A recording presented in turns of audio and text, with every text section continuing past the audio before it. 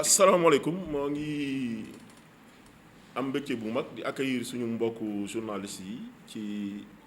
point de presse bi nga xam ni ñun ñoo ko woote woon tey nga xam ni dañoo jël prétexte cérémonie bi amoon démb fële ca société des chemins de fer ministre bi ñëwoon pour joxe ay attestation population wu Balabé yi nga xam ni président de la république daf leen a may kër yi nga xam ni foofu lañ dëkk. ma ñëw nag ànd ak suñu bureau municipal ànd ak suñu collaborateurs yi may gërëm au passage le bureau municipal composé de mes adjoints nga xamante ni saa suñu xëyee ñu ngi nekk ci loo xamante ni pour ñoŋal commune bu Thiès Ouest la nekk au service des populations de la commune de Thiès Est malgré des conditions de travail difficiles donc ma leen di gërëmaat bu baax di leen sant li tax nag ñu convoqué point de presse bi c'était pour ñetti mbir d'abord di gërëm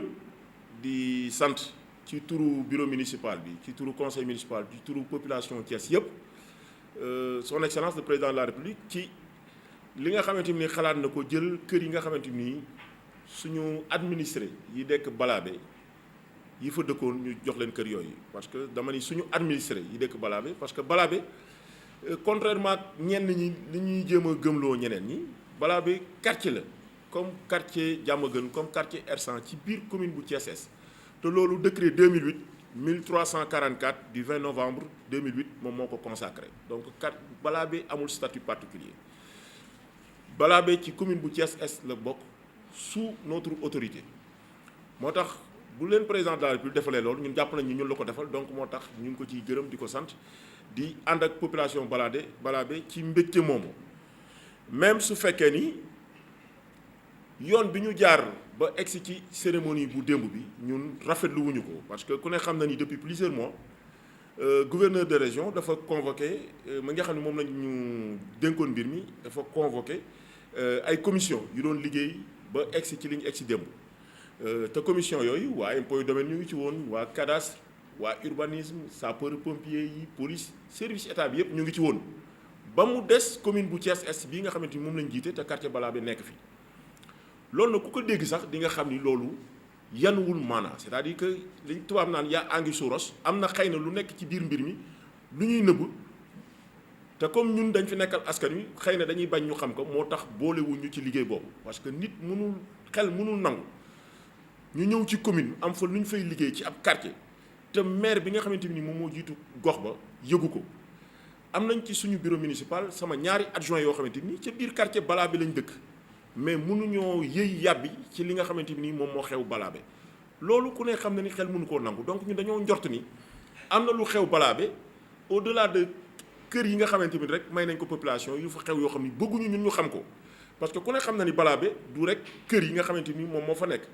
parce que au jour d'aujourd'hui kenn ñun ci ñun mënu la wax ñaata kër lañ joxe Balabé ak kan lañ ko joxe parce que démb gis nañ ni ministre bi daf ni cérémonie symbolique rek la def jël fukki kër ak attestation joxe même bu fekkee ni attestation yi ñu waroon a jox bëriwul lu tax ñu joxe fukki attestation rek taxaw ci joxuñu ñeneen ñi loolu ñun xamuñu ko parce que associé wuñ ñu te Balabé nekkul rek kër yi ñuy tabax parce que Balabé am na fa beneen surface boo xamante ni surface non bâtie la Balabé ku ne gis na ni bëri na fa ay réserve foncière yu fa nekk yoo xamante ni dañ fa prévoir ay équipement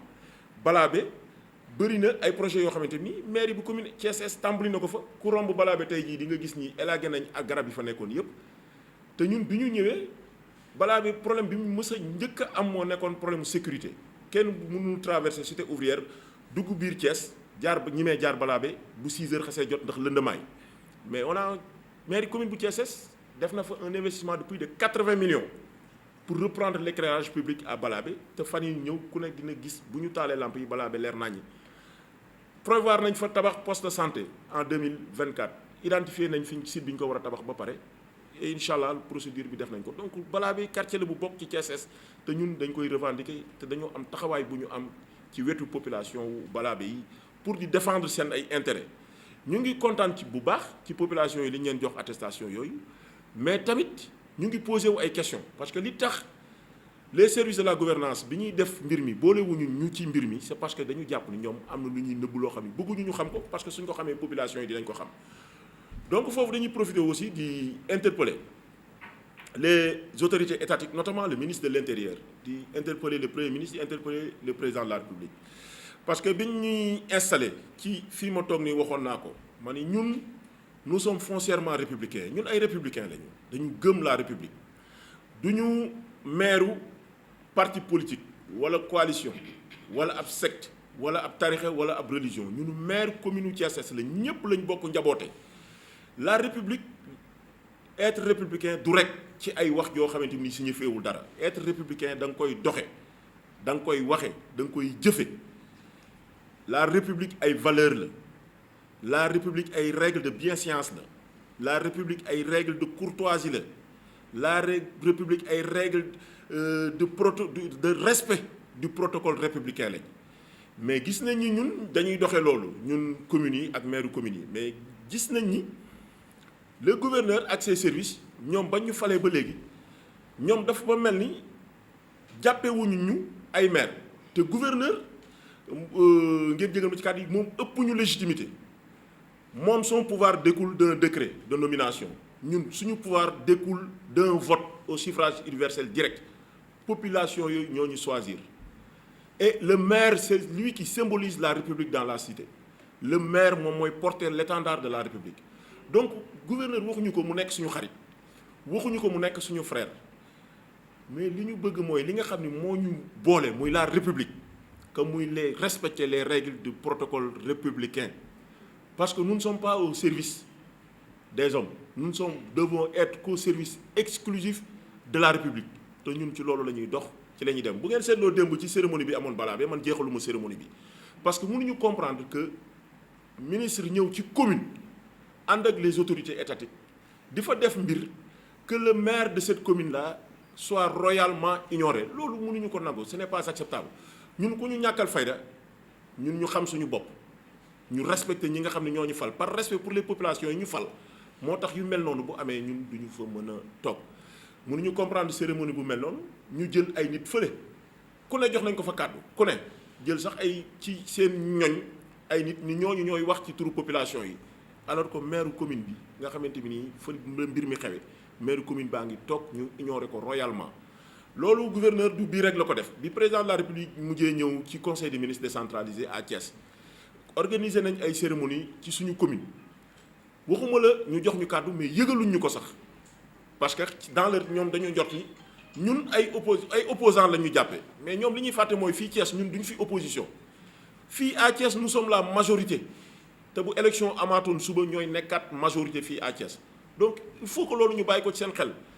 population yi ñoo ñu fi teg te bis bu population yi jàppee ni mu matatuñu li ñu doon population yi ñooy jël joxaat ñeneen mais tant que ñun ñoo fi nekk di wax ci turu population yi ñoom bu ñu respecté wul sax ñu respecté population yi nga xamante ni ñoom ñoo ñu fal. donc loolu bi fi président de la République ñëwee gis ngeen président ci dans son discours bi muy wax moom dafa jàppoon ni sax ñun nekkuñu fa ca conseil des ministres décentralisé parce que gouverneur ba mu jëlee kàddu tudduñu ñeneen ñi fa jël kàddu tudduñu ñu. il a fallu que nit gis ñu signaler ko président mi nga ni ko maire yi ñu ngi fi président soog a rectifier son discours saluer ñu parce que bi muy njëkk a wax dafa foogoon ni ñun dañoo gedd ba mu commencé woon du ñu attaqué te loolu dans une république dama ni jekkul jaaduwul parce que encore une fois république ay règles la on n'a pas besoin d'être des amis mais qu'on soit respectueux des règles de la république ñun on demande que ça moo tax ñuy jël à témoin les populations thiessoises di jël à témoin l'opinion nationale internationale parce que lii ñu bëgg a instaurer à Thiès ñun duñu ko nangu population yi ñoo ñu fi teg te nous sommes au service des populations te ku ñu respecté wul sax nga respecté population yi nga xamante ni ñoom ñoo ñu fal donc loolu la ñu bëggoon rek apporter ci ay leeral pour que suba kenn bañ a ñëw naan maire yi bi kat maire Thiès Est bi kat wala maire Thiès Ouest wala maire Thiès Nord kat wala maire ville dañu yor ay comportement yu àndul ak la République nous sommes foncièrement républicains mais la République c'est pas simplement des déclarations creuses qui ne veulent absolument rien dire la République c'est le respect des règles de bienséance des règles de protocole loolu la ñu amoon ci loo xamante ni bëggoon nañ ci partager ak yéen et incha allah fan yi di ñëw am na fi beneen dossier boo xamante ni c'est un dossier boo xamante ni nii am nañ ci lu bëri luñ ci bëgg a wax parce que am nañ ci ay informations yu bëri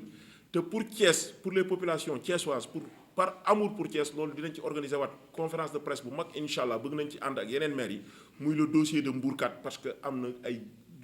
mbir yu doy waar yu fa xew te incha allah rabi bëgg nañ am beneen daje bu gën a yaatu pour waxtaan ci population thiessoise. Nous avons pris le prétexte de la cérémonie de remise des attestations aux populations de Balabé, cérémonie qui s'est déroulée hier au niveau de la direction de la Société des chemins de fer, pour tenir ce point de presse en compagnie du bureau municipal de la commune de Thiès-Est. Et je voudrais profiter aussi de l'occasion pour remercier mes adjoints qui ne ménagent aucun effort pour la réussite de notre mission. L'objectif de cette rencontre est d'atteindre 3 objectifs. La première, c'est d'informer les populations de la commune de Thiès-Est, les populations de Thiès en général, par rapport à cette affaire de Balabé. Et le deuxième objectif sera d'informer les autorités étatiques, notamment le ministre de l'Intérieur, le Premier ministre et le Président de la République, par rapport à nos relations avec les services du gouverneur. Ensuite, informer l'opinion nationale et internationale pour que demain, nul ne puisse en ignorer. Mais tout d'abord, je voudrais me réjouir, et le bureau municipal de la commune de Thiès-Est, l'ensemble des conseillers, les populations de Thiès-Est avec nous, de la délivrance des attestations aux populations de Balabé qui sont nos administrés. Donc je voudrais en notre nom féliciter les autorités, notamment le président de la République qui a pris l'initiative d'accorder ces attestations à ces populations-là qui courent derrière depuis plusieurs années. Donc c'est le résultat d'un long processus. Néanmoins, nous voudrions dénoncer avec la dernière énergie le processus qui a été emprunté pour en arriver à ces résultats-là. Parce que je crois que depuis plusieurs mois, il y a des commissions qui ont été mises sur pied sous la supervision du gouverneur pour travailler sur le dossier de Balabé. Et vous n'êtes pas sans ignorer que contrairement à ce que d'aucuns veulent nous faire croire, Balabé n'a pas un statut spécial. Balabé est un quartier dans la commune de Thiès-Est dont nous sommes le maire. Et ça découle d'un décret présidentiel, notamment le décret 2008-1344 du 20 novembre 2008. Balabé est un quartier de la commune de Thiès-Est, donc sous notre autorité. Donc il n'est pas compréhensible que pendant 6 mois, le gouverneur puisse mettre sur pied des commissions, que tous les services de l'État puissent y être conviés, notamment les impôts et domaines, l'urbanisme, le cadastre, la Sénélec, la CNO, l'ONAS, tous les services de l'État, sauf la commune de Thiès-Est qui abrite le quartier Balabé. C'est pourquoi nous avons pensé qu'il y avait anguille sous roche. Parce qu'à Balabé, il n'y a pas que seulement une surface bâtie. Il n'y a pas que seulement ces maisons-là qui ont été cédées aux populations. À Balabé, il y a une surface non bâtie et sur laquelle il n'y a aucune information qui a été délivrée. Jusqu'au jour d'aujourd'hui, la commune de Thiès-Est n'est pas en mesure de vous dire combien de maisons ont été cédées aux populations, encore moins à qui ces maisons-là ont été cédées. Parce que tous ceux qui étaient à la cérémonie d'hier ont pu constater que c'est une remise symbolique qui a été faite, notamment à 10 personnes. Et vous auriez vous-même constaté que nous, en tant que maire de la commune de Thiès-Est, nous sommes partis avant même la fin de la cérémonie. Parce que nous avons trouvé qu'il n'était pas acceptable que une cérémonie de ce genre puisse se dérouler dans notre commune et que, comme les services du gouverneur ont l'habitude de le faire, que la mairie de la commune de Thiès-Est soit complètement zappée.